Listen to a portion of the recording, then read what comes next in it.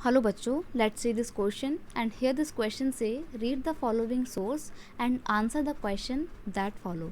आपको यहाँ पर कुछ सोर्स दिए हुए हैं, आपको इसे पढ़ना है और इस सोर्स के बेस पे आपको यहाँ पर कुछ एमसीक्यू फॉर्म में क्वेश्चन दिए हुए हैं जो आपको सिलेक्ट करने हैं। ठीक है, तो पहले हम हमारे एमसीक्यू को, हमारे सोर्स को पढ़ते हैं। सोर्स है हमारा, the war had devastating impact on the entire continent both physically and financially. यानी कि जो वॉर हुई थी, फर्स्ट वर्ल्ड वॉर की बेसिकली बात हो रही है, उस फर्स्ट वर्ल्ड वॉर के पूरे दुनिया में और स्पेशली इंटायर कॉन्टिनेंट में, कौन से कॉन्टिनेंट में, यूरोपियन कॉन्टिनेंट में बहुत ही डेवेस्टेटिंग, विनाशकारी इम्पैक्ट रहे थे, प्रभाव रहे थे, स्पेशली सोशो, ना सिर्फ साइकोलॉजिकली बल्कि फाइनेंशियली भी। देखो, वॉर होती है, बहुत लोग मरते हैं, तो एक तो आधे लोग तो दुखी होते हैं कि हमने अपने फैमिली के मेंबर्स को खो दिया। ठीक है, तो साइकोलॉजिकली लोग ठीक नहीं होते हैं। दूसरी बात, वॉर में इतना ज़्यादा पैसा लग गया था, इतने आर्मी मेंबर मारे गए, सारा जो कंट्री का इकोनॉमी था वो कोलैप्स कर गया, तो फाइनेंशियली और साइकोलॉजिकली दोनों ही तरीके से पूरा का पूरा कॉन्टिनेंट सफ़र कर रहा था या अपनी ठीक हालत में नहीं था। From the continent of creditors Europe turn into the one of the debtors. अब देखो, वॉर से पहले पहले यूरोप कैसा हुआ करता था? यूरोप एक ऐसा कॉन्टिनेंट था जो बाकी के देशों को पैसा क्या देता था? लोन पे देता था, क्रेडिटर हुआ करता था। लेकिन वॉर के बाद क्या बन गया? वो डेप्टर बन गया, ऋणदाता बन गया, जो और लोगों से लोन ले रहा था। Fortunately the infant Weimar Republic was made to pay for the sin of the old empire. लेकिन जर्मनी का जो अभी अभी उभर रहा वाइमर रिपब्लिक था, उसको ये सारा का सारा जब चीज़ें झेलनी पड़ी है, डेवेस्टेटिंग इम्पैक्ट झेलने पड़े वॉर के, और उसको सारा का सारा जो भी पैसा था, जो हर्जाना था, वो पे करना पड़ा वॉर का, तो लोगों को रिपब्लिक के ऊपर बहुत गुस्सा आया। The Republic carried the burden of war, guilt and national humiliation. जो ट्रीटी ऑफ वर्साई के बाद से जर्मनी को एक ह्यूमिलिएशन फेस करना पड़ रहा था, नेशनल ह्यूमिलिएशन, उसका पूरा का पूरा जिम्मेदार किसको ठहराया गया? इन्फेंट वाइमर रिपब्लिक को। इन्फेंट का मतलब है कि जो भी शिशु के काल पे था, अभी स्टार्ट ही हुआ था वाइमर रिपब्लिक, उसको क्या फेस करना पड़ रहा था? ह्यूमिलिएशन फेस करना पड़ रहा था। Cripple by being force to pay compensation.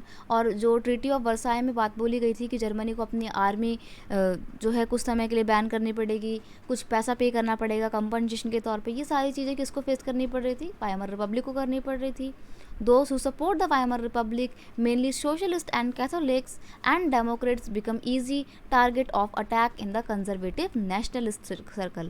अब देखिए, पहले जो लोग वाइमर रिपब्लिक को सपोर्ट कर रहे थे, जिसमें आपके सोशलिस्ट, कैथोलिक, डेमोक्रेट्स वगैरह शामिल थे, इनके ऊपर अब लगातार अटैक करे जा रहे थे। क्यों? क्योंकि इनको ये बोला जा रहा था कि आप ही लोगों ने वाइमर रिपब्लिक लेकर आया, तो अब हम आपको ही मारेंगे।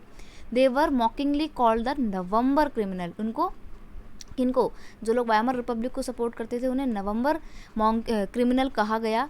This mindset had major impact on the political development of the early 1930। तो ये पूरा सिनेरियो बन गया था ना वॉर के बाद का, जर्मनी का ह्यूमिलिएशन और आर्मी ना होना, और जो भी आपका वाइमर रिपब्लिक था उसकी जो प्रॉब्लम थी, इन सब ने आगे जाके 1930 में गवर्नमेंट के फॉर्मेशन में एक अलग तरीके की जो पॉलिटिकल डेवलपमेंट होता है, जिसमें डिक्टेटरशिप रूल स्टैब्लिश होता है हिटलर का, उसको शेप देने में बहुत इंपॉर्टेंट रोल प्ले कराया इन सभी वॉर के इम्पैक्ट ने। तो यहाँ पर हमने देखा है कि जर्मनी के ऊपर फर्स्ट वर्ल्ड वॉर का इम्पैक्ट क्या पड़ा था। तो क्वेश्चन का यहाँ पे की कॉन्सेप्ट क्या है बच्चे? क्वेश्चन का की कॉन्सेप्ट है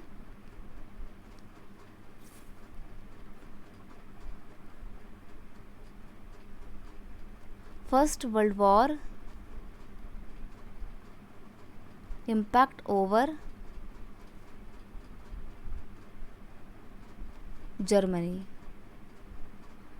ठीक है, तो स्टार्ट करते हैं हम अपने क्वेश्चन आंसर को पढ़ना। पहला क्वेश्चन है आपका बच्चे, which continent had the both physical and financially devastating impact. कौन से कॉन्टिनेंट पे इस युद्ध के बहुत ही विनाशकारी प्रभाव पड़े थे? तो अभी मैंने आपको बताया था ना कि जो एशिया था उसको बहुत ही एशिया ने यूरोप को बहुत ज़्यादा डेवेस्टेटिंग इम्पैक्ट झेलने पड़े थे इस वॉर के। तो ऑप्शन सी आपका यहाँ पे बिल्कुल सही आंसर है। नेक्स्ट क्वेश्चन आपका, unfortunately the dash Weimar Republic was being made up to pay all the old empire, pay for the old empire, यानी कि पुराने साम्राज्य ने जो भी गलत काम किए थे उन सब का जो भी खामियाजा जो था वो किसको खामियाजा भरना पड़ रहा था, वाइमर रिपब्लिक को। और वाइमर रिपब्लिक कैसा था अभी, तो मैंने आपको यहाँ पर बताया था ना कि वाइमर रिपब्लिक तो इन्फेंट था, अपने शिशु काल में था, तो यहाँ पर आपका आ जाएगा इन्फेंट वाइमर रिपब्लिक हुई। सारा का सारा अनफॉर्चुनेट वे में वो सारी चीज़ें पे करनी पड़ी जिसके ज़िम्मेदार वास्तव में वो नहीं थे बल्कि ओल्ड एम्पायर थे। नेक्स्ट आपका क्वेश्चन क्या है, नेक्स्ट आपका क्वेश्चन है who support the Weimar Republic. तो वाइमर रिपब्लिक को कौन सपोर्ट कर रहे थे, तो हमने यहाँ पर देखा था सोशलिस्ट, कैथोलिक्स एंड डेमोक्रेट्स। तो सोशलिस्ट भी कर रहे थे, डेमोक्रेट्स भी कर रहे थे, कैथोलिक भी कर रहे थे, तो आपको ऑप्शन डी पे टिक करना है कि all of the above. Next आपका क्वेश्चन है व्हाट वर दे कॉल्ड। तो उनको क्या कहा जाता था, कि इनको जो इस कह सकते हो वाइमर रिपब्लिक को सपोर्ट कर रहे थे, तो उनको यहाँ पर बोला था ना नवंबर क्रिमिनल कहा जाता था। तो देवर मॉकिंग का मतलब होता है चिढ़ाना, तो वो लोग जो वाइमर रिपब्लिक को सपोर्ट कर रहे थे उन्हें नवंबर क्रिमिनल्स कह के चिढ़ाया जाता था। नवंबर इसलिए क्योंकि जो ट्रीटी ऑफ वर्साइज साइन की थी ना जर्मनी ने, वो नवंबर में ही की थी, नवंबर 1919 में की थी।